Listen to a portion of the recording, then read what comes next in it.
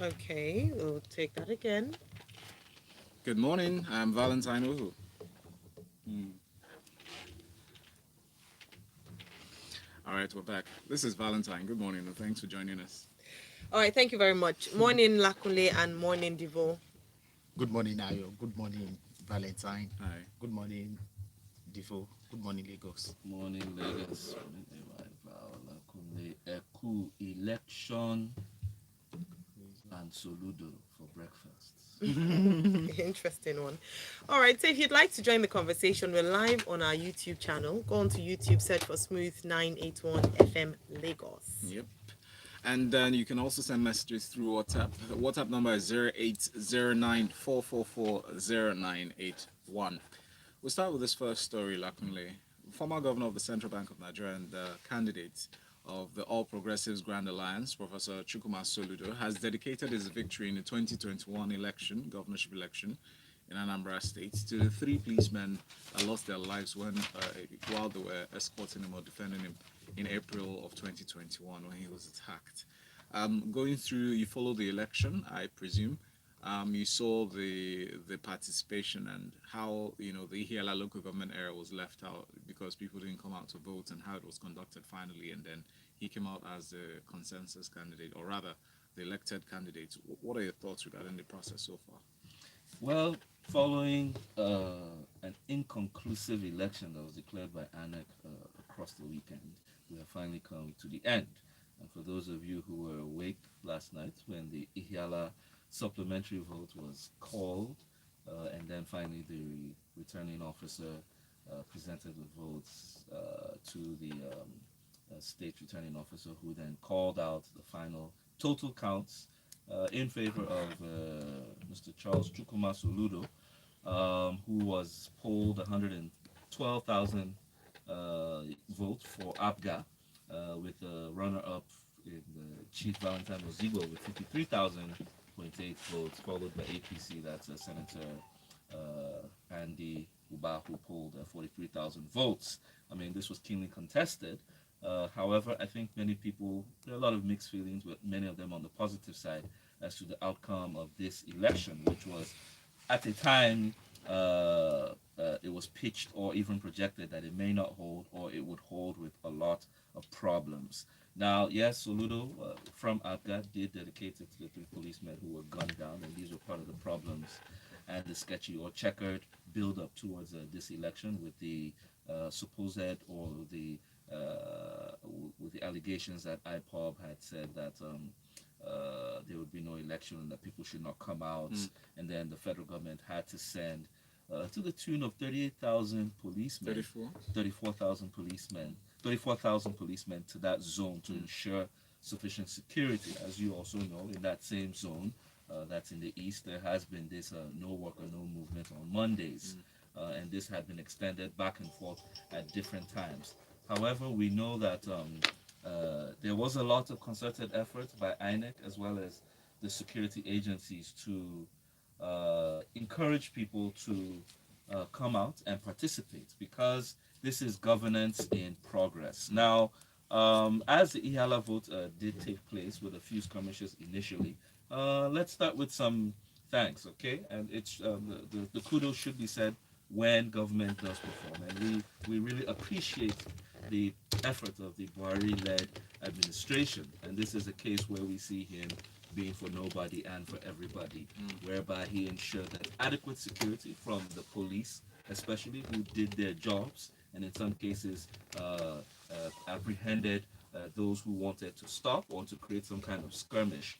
The military as well, who also played a role in the outskirts of Anambra, and also the NCDC and the youth corporals who worked as INEC officials. Now, there are lessons to learn, and the greatest thing here is not to spend the next 4 weeks celebrating the win, but for the citizens, not even the leadership, the citizens to hold, because by the time they get their slip and then they're sworn into power, it's the job of the citizens to hold their new leadership to account. That what you had promised, what you had said you would do in the debates and all the campaigning, that you follow through on them. And that is what is most important. And we do hope that INEC, having introduced the BVAS, will improve on it. Yes, it's a form of electronic voting and registration. It did have a bit of teething problems, as it took about 30 minutes to register one person. But I want to believe that they will work on this and ensure that I don't think there's any other off-calendar election before 2023. But against 2023, they will do the needful to ensure that what was done in Anambra is replicated nationwide. All right, thank you. That's a national challenge, to be honest, that this has posed and checked.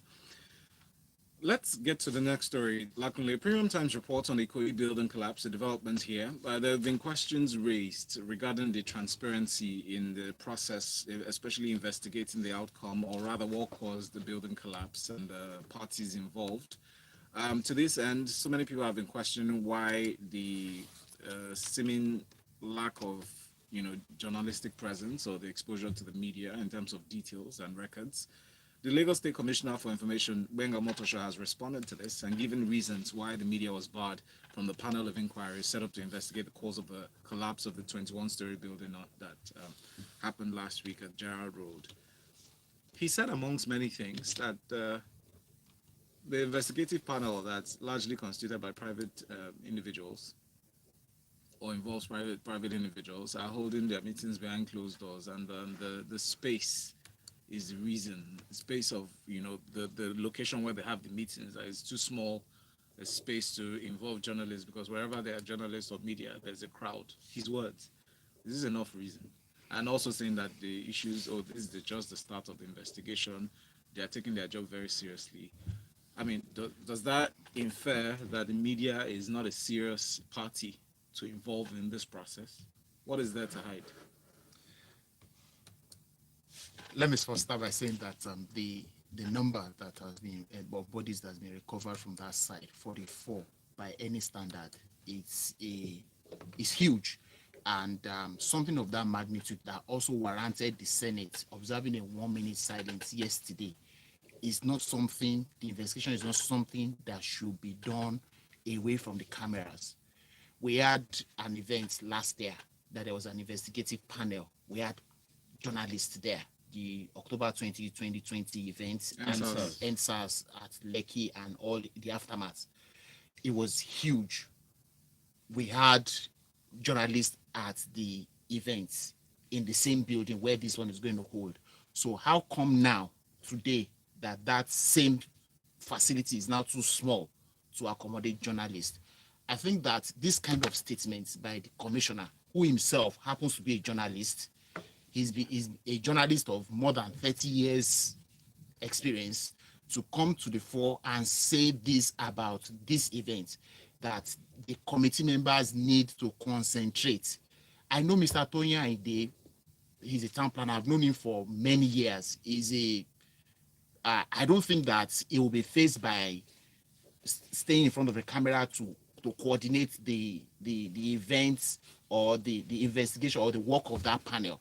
I think that Lagos State government should take a step back and rethink this thing to also help us to not start to build up conspiracy theories. Some of these theories are already going out there already. It's best that we give all the transparency possible to this thing. Let this thing be in front of the cameras.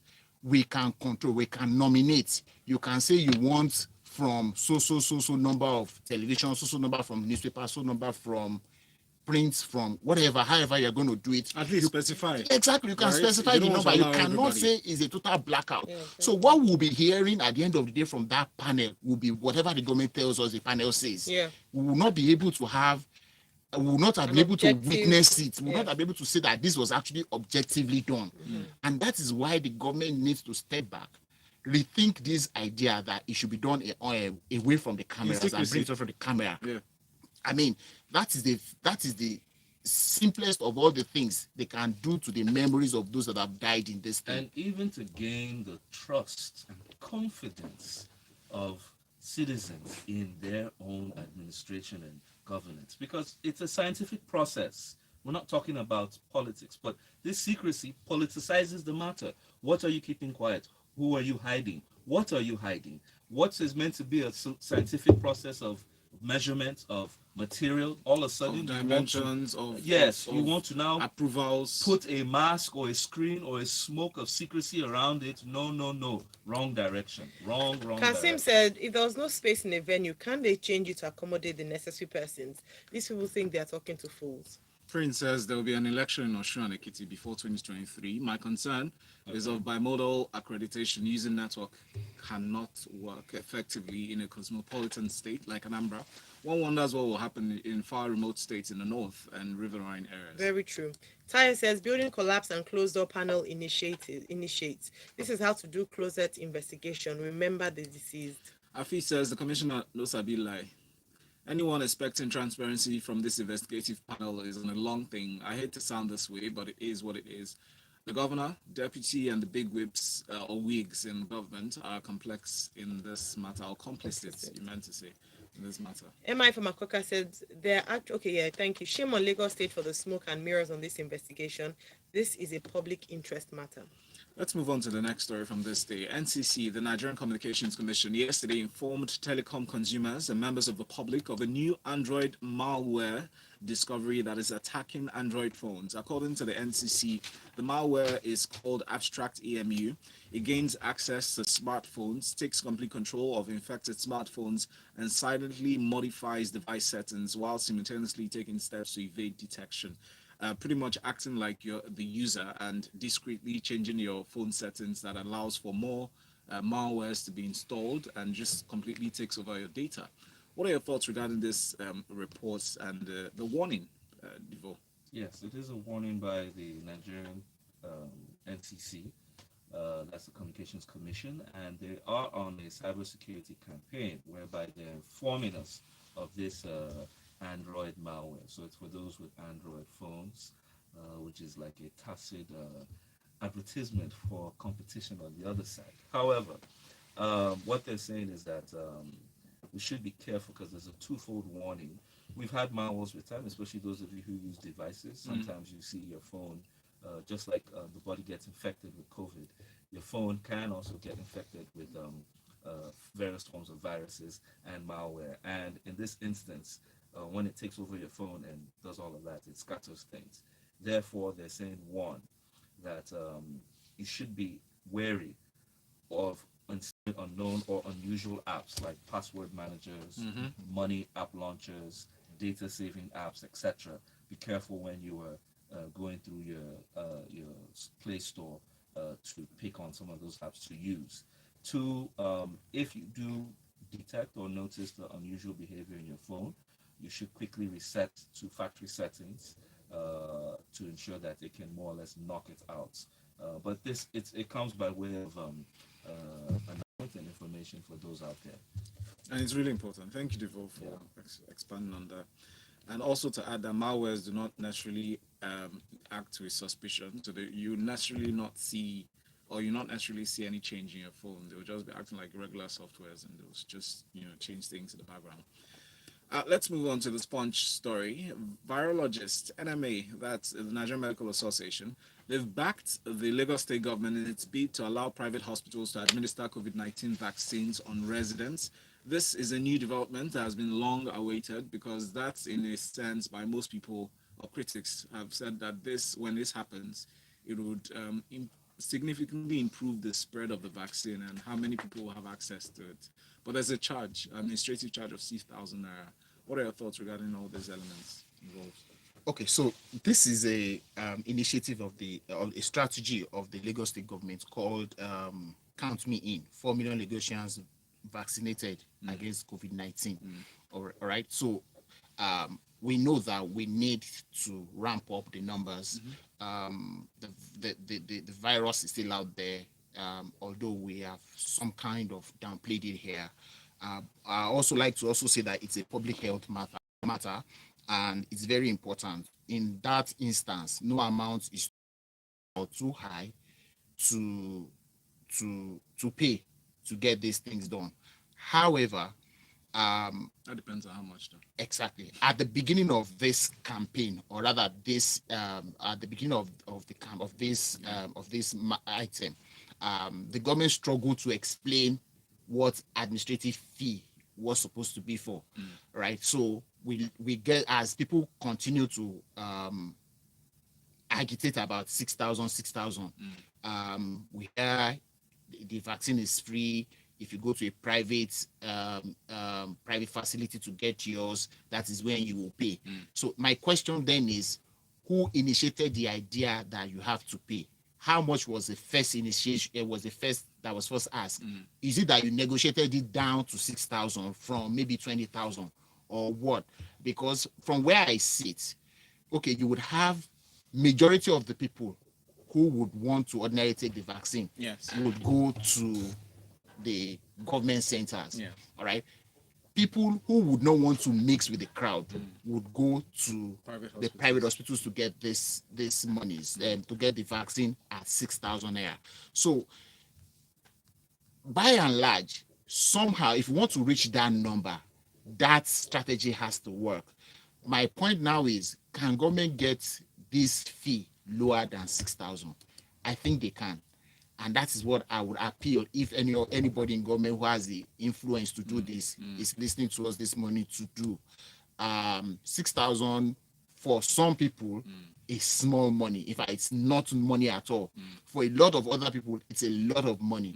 And if we want to reach that 4 million in the time frame that we want to, I think that we should extend it. We should go and look at that number and reduce that cost. I think it's Also, sorry, go on. I was going to say, I think it's important to really clarify that public institutions are still primary centers are still open. Supplying for So free. yeah, so it is still free there. Like you mentioned, for those whom 6,000 naira is nothing to them, and like you said, do not want to go to the hassle, because it can be a hassle to go to the public provisions, then go to your private center. So they're saying that, so for these people who can afford the 6,000 naira, many of them might be discouraged from getting vaccinated because of the bureaucracy of these primary health centers. So this provision is for them, so that there's no excuse at all not to get Yes, vaccinated. I don't want it to come out as elitist, but I want to hear the position of the State House of Assembly on this, because it's a Lagos State thing. They were issued these vaccines on as a gift. They got it free. Okay, so Now, so even if they're going to try and spread the accessibility through private sector operators, it shouldn't be, how do I call it? It shouldn't be finance exclusive, meaning only those who have 6,000. It should be a fee that each and every person should pay, maybe like 1,000 or 2. But at 6,000 naira, it's almost equal to a sale. Now, if the state government had bought them, then we would say, okay, maybe they're trying to recoup funds. But I don't believe that for items that were, because what will happen, the elephant in the room is what people believe, that very soon, that even though they're going to be free at the public hospitals, they'll be scarce. You won't see them. You'll only find them available at these private centers. not necessarily. That's what I'm saying. That's the fear. Suspicion. But That's the fear that people have. Again, to emphasize, administrative charges does not mean you're paying for the vaccines themselves. The vaccines, hang on. Okay. The vaccines are free across board. Yes. What is different is you're involving private establishments to carry on the work or extend the work of the government in getting these vaccines to more people. These private establishments do not work for free. They do not run their facilities for free. They pay fees. And the staff you're using are not government staff. Yes, and They are have to private refrigerate staff them. that are paid salaries by the private establishments and negotiated most times higher than what government officers earn. So you have to pay them something. And so that fee is not for the vaccines themselves. No, we agree. Yes. And the government could have also found ways to knock off or swap that payment. Remember, there's Government an is issue. broke. There's an issue of vaccine Not Lagos refusal. State government. Oh. There's an issue of vaccine hesitancy, vaccine refusal. In many people, we haven't vaccinated more than 10%. People And will now you're continue- adding a fee at this early level. Let's take this further during Lagos Talks 901. This should be a very good conversation. Subaru Mubaladi on YouTube says, congrats to Professor Soludo. Let's get more technocrats in government. Expect a lot of PPPs to fix the infrastructure deficiency. The roads in the east is a mess, or they are a mess. That's true. And Dapolawal says, good morning, guys. Like I said before about the collapsed building, the rich and privileged will always Nigeria. And he adds, having a hearing behind closed doors is a massive joke. All right. Thank you. We move on to this one from this day, Devoe. Accountant General to Senate. I can't disclose what comes in, goes out of revenue account. The Accountant General of the Federation Ahmed Idris has told the Senate Committee on Finance that his office holds the Senate no obligation to furnish it with what comes or goes out of the consolidated revenue account of the Federation. Let me pause there. Devoe, But is this true? Is this appropriate? Is this right? Is it within his rights to say that he does not the Senate to furnish them with details yes, of what yes, goes yes. in and comes out? A very, very, very sensational headline. And in journalism or in the media, we call this burying the lead. You have to read to actually understand what that headline meant. And I would have cautioned the media organization to be careful in how you post headlines so that they do not distract people from the real import. What happened here was the Accountant General, Ahmed Idris, was presenting his budget in front of the Senate Committee of Yeah. Finance, okay? And after speaking on some items, he then spoke a little bit about the Federation account as to the sense that there had been more remittances in 2021, okay? And he gave a bit of tippers as to how the 2022 budget estimates came about. Now, having given this position, there was dissatisfaction starting from the chairman of the Senate Committee on Finance, that's Senator Adiola, as well as some other members like James Manager and co, who objected to the sense that they didn't expect such, let's call it a wishy-washy or just sketchy items on the budget, that they Yeah. expected some form of detail. And that based on the fact that he claimed that there was an increase in remittances due to the use of 10 appointed revenue directors and some of the revenue generating agencies, that he should furnish them, the committee, with a surplus or with the details so that they could see what was coming in and what was going out, which was where the Accountant General exclaimed that his obligation was not to the budget of the federal government Yeah. in that session. Yes. However, he came to present the budget of the Accountant General of the Federation, and that's where the truth and the balance comes out. Yeah. Now, what is not clear here is how did they move from his budget, that's his office, to then to start reviewing the Federation budget. So he asked for time from the Senate committee to be able to get the details of what they're requesting for. Because it does look somehow misleading Yes. that the Accountant General said he would not supply details. I mean, if there's anybody who has the details, he has that mandate to keep account and review of the budget before and after and always. So thank you very much for clarifying that. He didn't say he wouldn't give them the information. He just said he wasn't at that particular meeting to give that information, and that if Right. you were given enough time, he would go back Yes, and and bring it produce. up. It did sound, or the way it's reported makes it seem as if Yes. they were hiding something. Yes. You know, yeah, it makes it seem like they had. All right, so Yinka on WhatsApp says 34,000 policemen. So going back to the Anambra story, no wonder the sit-at-home directive was suspended. It will be madness to go against such numbers. I think that the solution to some insecurity issues you're facing with is this: overwhelm these criminals and you will get them all. All right, let's go on to our next story here. Olakunle, federal government moves to accelerate open disclosure of Nigeria's oil, gas, asset ownership. This is a report. I said, when we read this headline, some people will be quaking in their boots. Like, but should people really be quaking in their boots because they're going to be exposed, in quote, as the real owners of certain oil and gas assets? Why is it shrouded in such secrecy?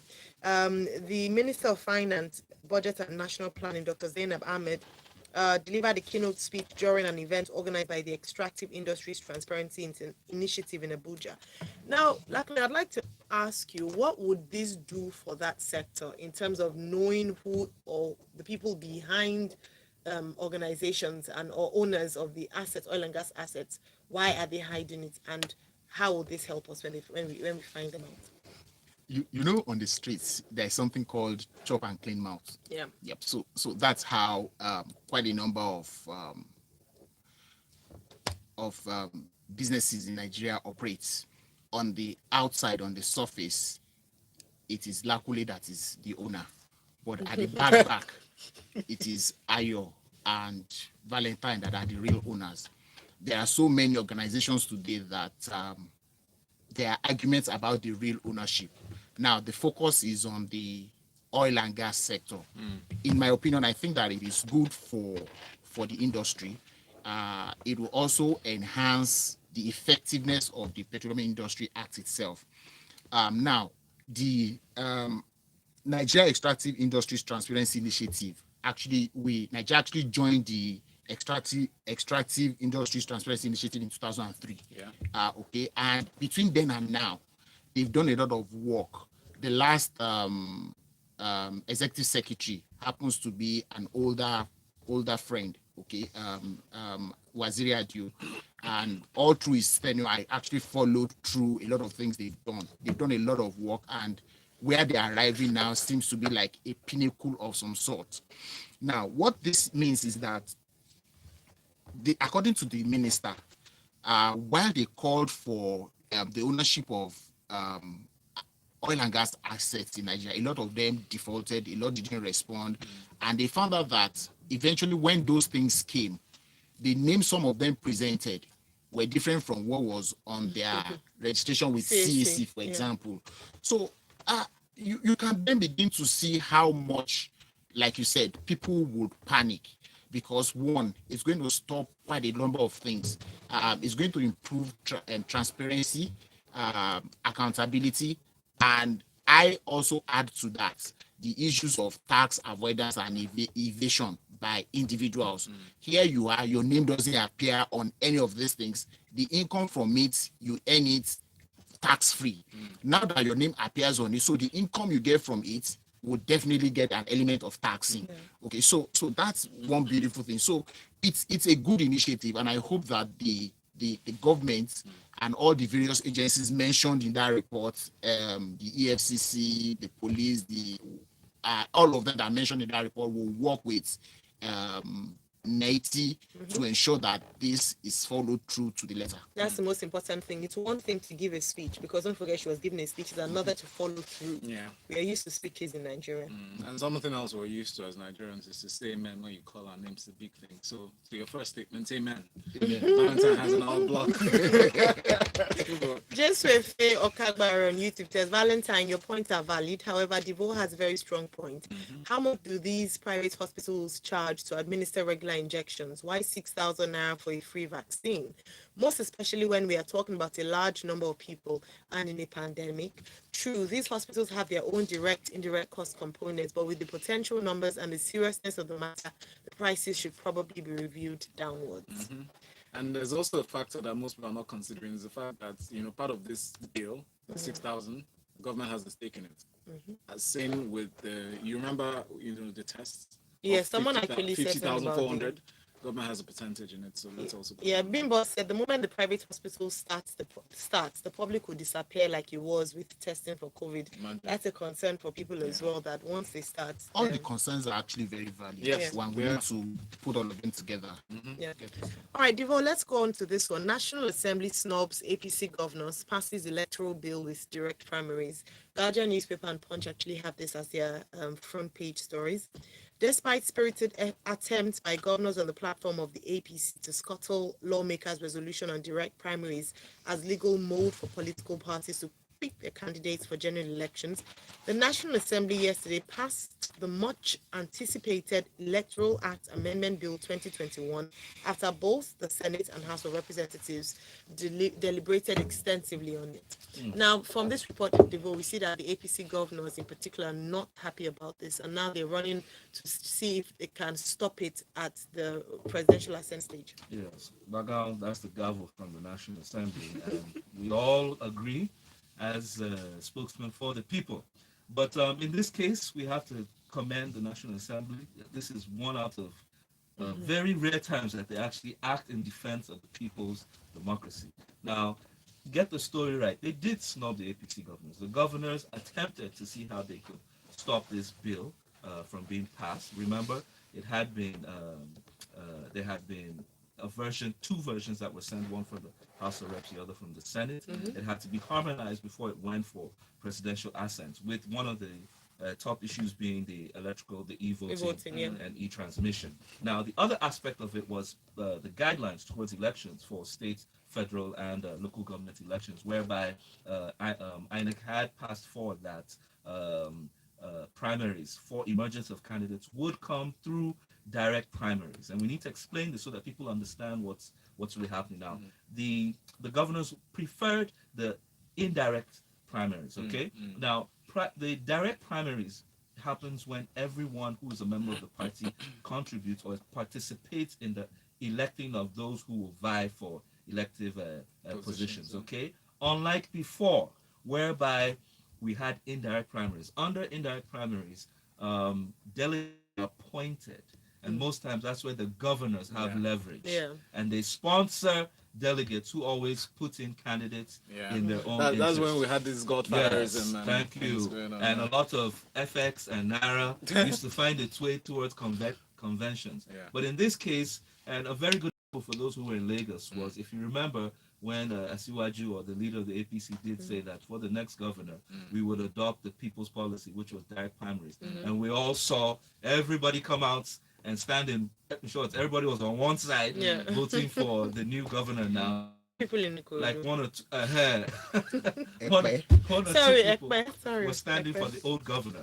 But that's really what we want to see, so that we can all participate. Now, it's awaiting presidential assent, and we hope that the Senate will maintain its pressure, or the House of Assembly maintain its pressure on the presidency, just to ensure that the people's will at the end of the day has its way. Thank you so much for making it so clear. Thank you, Devoe, and thanks a lot, Olakunle. Olakunle is at Olakunle70 on social media, while Devoe is at Devoe Okorie. Join us in 8 minutes for a detailed breakdown even further as we open the phone lines to get your comments. We have a number of comments that we couldn't get through because of our time, so we would also read those comments during Lagos Talks 981. I'm Ayo Mairo-Ese. And I'm Valentine.